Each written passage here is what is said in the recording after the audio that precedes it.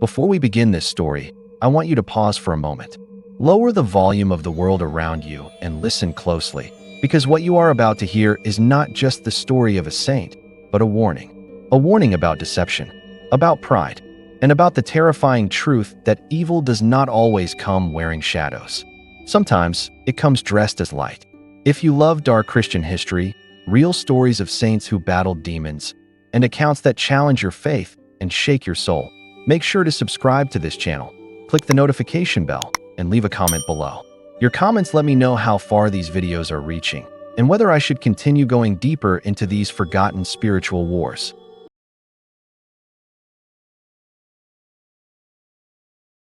Saint Martin of Tours was born in the year 316, in the dying breath of the Roman Empire's old gods and the uncertain dawn of Christianity.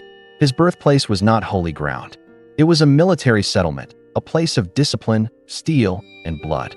His father was a Roman tribune, an officer loyal to Caesar, trained to crush rebellion, and shaped by a world where power came from the sword. From the moment Martin could walk, he was surrounded by the sound of marching boots, clashing armor, and the cold logic of war.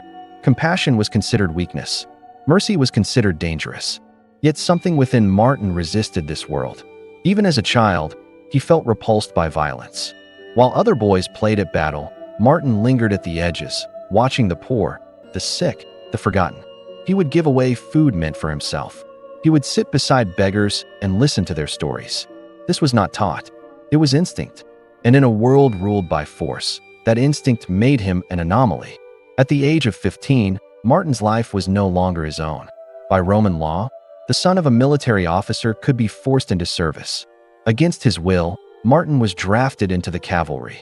He put on the armor of Rome, but his heart was already elsewhere. He learned to ride, to wield weapons, to obey commands, but he refused to kill unless absolutely forced. Fellow soldiers mocked him. Officers watched him with suspicion. A soldier who hesitated was dangerous. And then came the night that would define him forever. It was winter, bitter and merciless. The cold cut through flesh like knives. Outside the gates of Amiens, Martin encountered a beggar nearly frozen to death. The man had no coat, no shelter, no hope. Soldiers passed by without looking. Some laughed. Others pretended not to see. Martin stopped. He had nothing but his military cloak, a symbol of the empire he served. Without hesitation, Martin drew his sword and cut the cloak in half, wrapping one portion around the beggar's trembling body. That night, Martin dreamed. He saw Christ, seated in glory, wearing the torn half of his cloak. Angels surrounded him, and Christ spoke words that would echo through history. Martin, though not yet baptized, has clothed me. Martin awoke shaking, not with fear, but with recognition. He had found his true commander. Soon after, Martin was baptized. He requested release from military service, declaring himself a soldier of Christ. Accused of cowardice, he offered to stand unarmed before the enemy. The battle never came. Peace was declared. Martin walked away from the army, not as a deserter, but as a man stepping into a far greater war. He sought solitude, prayer, poverty. He became a disciple of Saint Hilary of Poitiers, embracing an ascetic life that stripped away comfort and pride. But what Martin did not realize was this: when a soul withdraws from the noise of the world, it becomes louder in the realm of spirits. Martin began to encounter darkness. Not metaphorical darkness, but real, oppressive presences. In abandoned pagan temples, he felt hatred thick in the air. In forests once used for sacrifices, he sensed eyes watching from unseen places. Villagers whispered of spirits, of cursed grounds, of voices heard at night. Martin did not avoid these places. He walked directly into them. He destroyed idols with his bare hands. He prayed where others fled. And every act of faith was like striking a bell in hell. Demons took notice. St. Martin's life of holiness did not bring him peace. It brought him attention. The more he humbled himself, the more violently evil reacted. He would later say that demons fear humility more than fasting, more than suffering, more than exorcism itself. Because humility leaves them nothing to grasp. But demons adapt. They learn. They watch. They study their enemies. And one night, when Martin was deep in prayer, they tried something new, something far more dangerous than claws or fire. They decided to imitate God. Martin was alone in his cell. The night was silent. The air was heavy with prayer. Suddenly, the room filled with light, brighter than any flame, purer than the sun. The walls seemed to dissolve. Heaven itself appeared to open. And there, standing before him, was a figure of impossible radiance, clothed in royal garments, crowned in gold, surrounded by what appeared to be angels. The figure spoke with authority and warmth, declaring, "I am Christ." For many, this would have been the end. Knees would have buckled, tears would have flowed, worship would have followed. But Martin did not move. Something was wrong. The light was dazzling, but empty. It demanded admiration, not repentance. Glory, but no sacrifice. Power, but no wounds. Martin had spent years contemplating the humility of Christ, the poverty of Bethlehem, the suffering of the cross. And this figure, for all its brilliance, bore none of it. Martin's heart raced, but his voice was steady. "If you are Christ," he said, "show me the marks of the passion." The light flickered. The figure's expression hardened. The angels vanished, and the room filled with smoke. The demon screamed, not in pain, but in fury. The illusion collapsed. The presence fled, humiliated, exposed. Martin fell to his knees, not because he was afraid, but because he understood what had just happened. Hell had tried to deceive him with heaven, and this was only the beginning.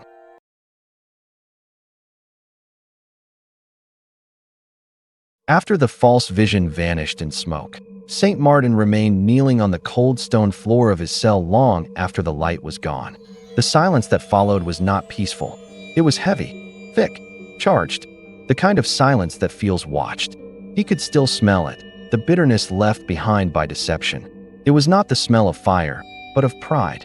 And Martin understood something in that moment that few ever realize. The enemy had not tried to frighten him. The enemy had tried to honor him. This was not an attack of violence. It was an attack of elevation. Demons had studied Martin. They knew he was not tempted by wealth. They knew physical pain would not break him.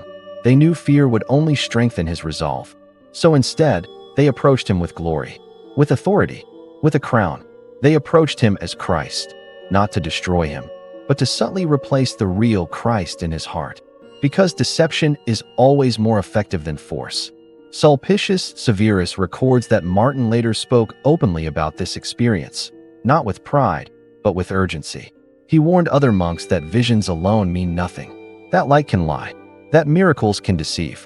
He insisted that the devil would gladly kneel, glow, and speak scripture if it meant capturing a soul through pride. And this warning was not theoretical, because the demon did not give up. In the days that followed, Martin's prayers became heavier. The presence around him intensified. The false Christ had failed, but now the demons adjusted their strategy. No longer appearing openly, they began to whisper. Subtle thoughts crept into Martin's mind while he prayed.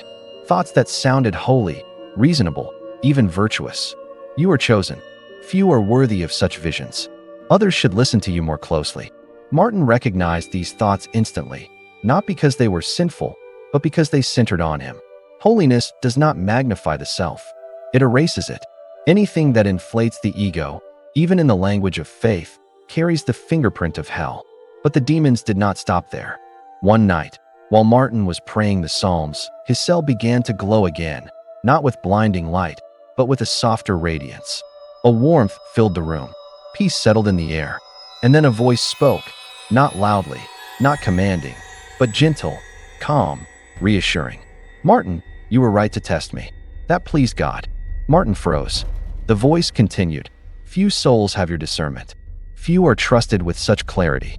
It was subtle, dangerous, wrapped in truth and twisted just enough to poison it. Martin did not respond immediately. He lowered his head. He waited. He listened, not with his ears, but with his spirit. And then he spoke words that cut through the illusion like a blade. "If you are from God," he said quietly, "you will not praise me." The warmth vanished. The light flickered. The voice hissed, not screaming this time, but seething. The demon retreated again, frustrated, exposed. What Martin was experiencing was not random harassment. It was a coordinated psychological and spiritual assault. Demons were probing for weakness, not lust, not greed, but spiritual vanity. And when that failed, they escalated. The attacks became physical. Martin would be thrown from sleep by unseen forces. His body would feel crushed, as if pressed beneath an invisible weight. His cell would shake violently. Loud crashes echoed through the monastery, causing other monks to rush toward his room, only to find him alone, bruised, exhausted, but calm. When asked what happened, Martin refused to dramatize it. He simply said, "The enemy is angry when he is unmasked." But Sulpicius Severus writes that Martin later confided something chilling. The demon that appeared as Christ returned many times in different forms. Sometimes as an angel, sometimes as a prophet, sometimes as a voice quoting scripture perfectly, but always avoiding humility, always avoiding the cross. Martin noticed a pattern. Every false vision emphasized power, authority, triumph, never sacrifice, never suffering, never obedience. Because demons hate obedience, they rebelled once and have never stopped. Martin began to teach the monks under his care a radical discipline. Distrust spiritual experiences that flatter you. He warned them never to accept visions at face value, no matter how holy they seemed. He taught them to look not for brilliance, but for wounds. Christ comes marked by suffering, Martin would say. Anything else is a counterfeit. And this teaching spread, which made the demons furious. The enemy had failed to deceive Martin, but now Martin was exposing their methods. He was dismantling centuries of spiritual trickery, and that made him dangerous. One night, the attacks intensified beyond anything before. Martin was alone, fasting, weakened from days without food. As he prayed, the cell darkened unnaturally. The air thickened. A pressure built in his chest. Then, without warning, a chorus of voices filled the room, mocking, accusing, blaspheming. Shapes emerged from the shadows, grotesque, twisted, shifting forms that defied description. Unlike the false Christ, these demons did not bother with beauty. They surrounded Martin, shouting that he was arrogant, that he thought himself superior, that his discernment was pride disguised as humility. They screamed that he had judged Christ himself, that he would be condemned for daring to question a divine vision. This was the counterattack. When deception fails, accusation follows. Martin collapsed to his knees, physically overwhelmed. But he did not argue. He did not defend himself. He did not claim righteousness. He did something far more devastating. He confessed his nothingness. "I am a sinner," he said aloud. "I am dust. If Christ comes, he will find me waiting in humility. If he does not, then I will wait longer." That was the moment the assault broke. The demons screamed, not in triumph, but in defeat. The pressure lifted. The shadows dissolved. Silence returned. Martin lay on the floor until morning. Later, Sulpicius Severus wrote that Martin's discernment was so refined that even when angels truly appeared to him, as recorded in other events, Martin still tested them, still questioned them, still bowed not before glory, but before obedience. This is why demons feared him, because they could not manipulate him through fear, nor corrupt him through pride. And yet, the most chilling part of this story is not what happened to Martin.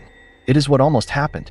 Because Sulpicius Severus also records that other holy men, less cautious, less grounded in humility, had been deceived by similar visions. Some accepted false revelations. Some proclaimed teachings not from God. Some fell into arrogance, believing themselves chosen beyond others. Martin knew this, and it haunted him. He understood that the greatest danger was not demonic attack, but spiritual confidence without discernment. He once said, "The devil rejoices more in a false saint than in an open sinner." Think about that. A sinner knows he is lost. A false saint believes he is saved. This is why the enemy appeared as Christ. This is why he wore a crown. This is why he glowed with light. Because deception that looks holy is almost irresistible.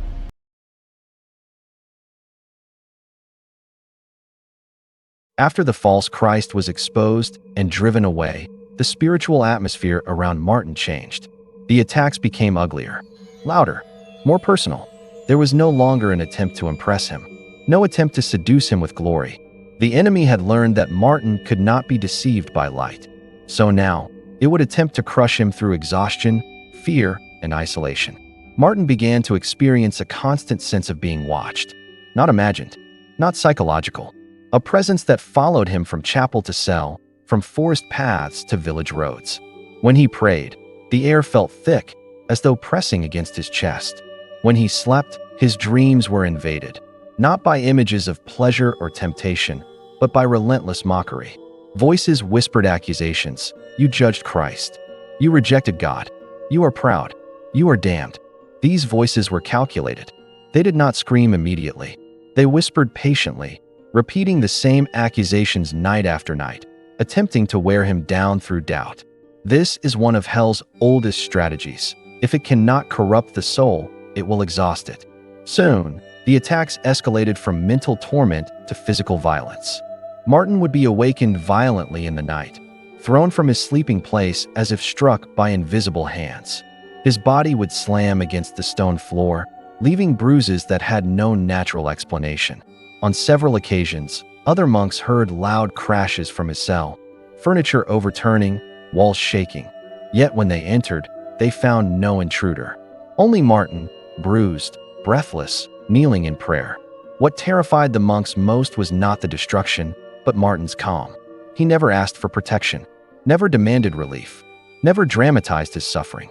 When questioned, he would simply say, "The enemy rages when he is powerless." He spoke of demons the way a physician speaks of disease, serious, dangerous, but ultimately defeated by truth. But the demons were not finished. They attacked his reputation. Rumors began to spread among nearby villages. Some claimed Martin was mad. Others whispered that he practiced forbidden magic. Pagan priests, furious that Martin destroyed idols and shrines, accused him of being possessed rather than holy.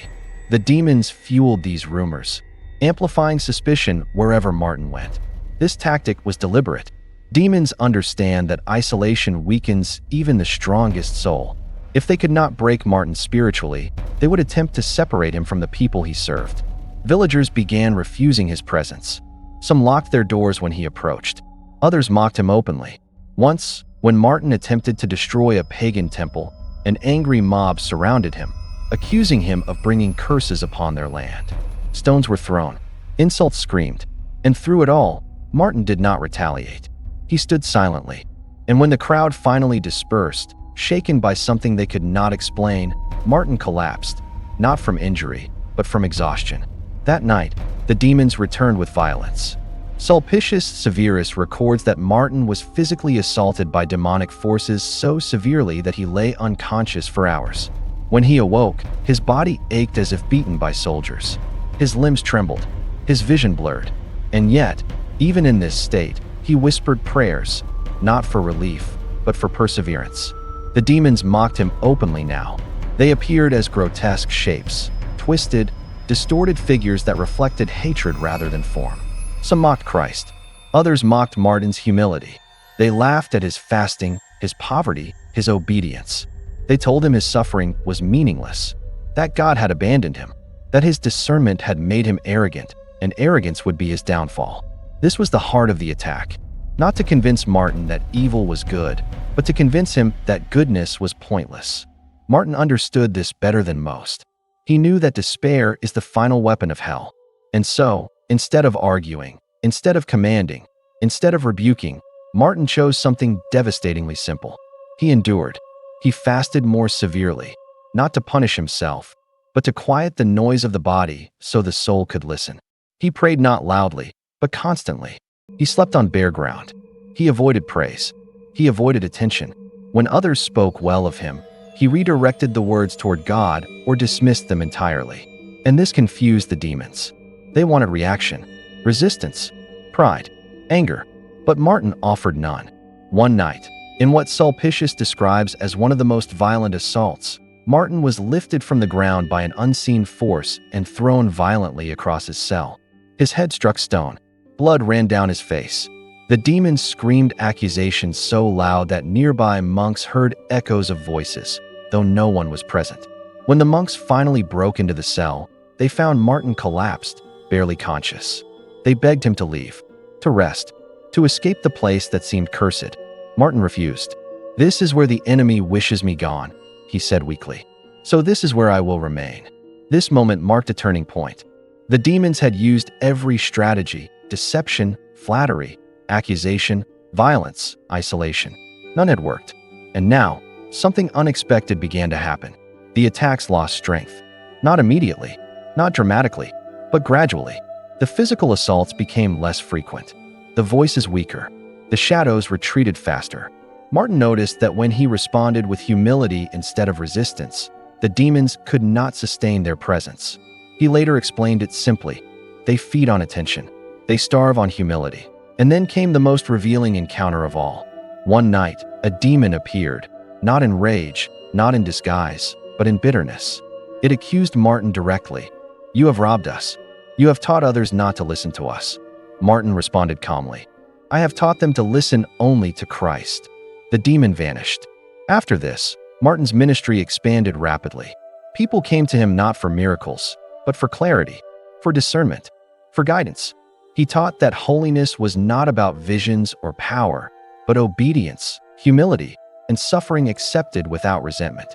And this teaching spread like fire, which terrified hell, because Martin was not just resisting demons, he was training others to recognize them, and that made him more dangerous than any exorcist.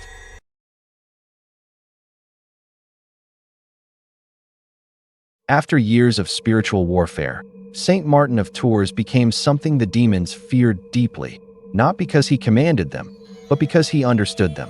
His reputation spread across Gaul. Villages once trapped in fear sought his counsel. Bishops respected him. Monks looked to him for guidance. Yet Martin himself remained deeply uncomfortable with honor. Praise unsettled him more than persecution ever had. This discomfort was not insecurity, it was discernment. Martin knew something few leaders grasp. The closer a soul draws to God, the subtler temptation becomes. Early in life, temptation screams. Later, it whispers. And in the final stages of holiness, temptation often comes disguised as virtue itself. As Martin aged, his body weakened, but the attacks did not entirely stop. The demons had learned they could no longer overpower him. They could no longer deceive him openly, but they could still wait. Patience is not a human weakness. It is a demonic strength. Martin was eventually made Bishop of Tours against his will. He hid among geese to avoid the office, according to tradition, but was discovered. As bishop, he lived not in luxury, but in a small cell outside the city. He continued fasting, continued sleeping on hard ground, continued avoiding recognition. And yet, the higher his position, the greater the danger. People now believed his words carried authority, which meant any deception involving him could mislead many. This is where the enemy waited. In Martin's later years, subtle temptations returned, not in visions, not in violence, but in admiration. Crowds praised him as a living saint. Stories spread of miracles attributed to him. People sought him not just for guidance, but for validation. And this frightened Martin. He began withdrawing more frequently into silence. He reduced his public presence. He increased his prayer.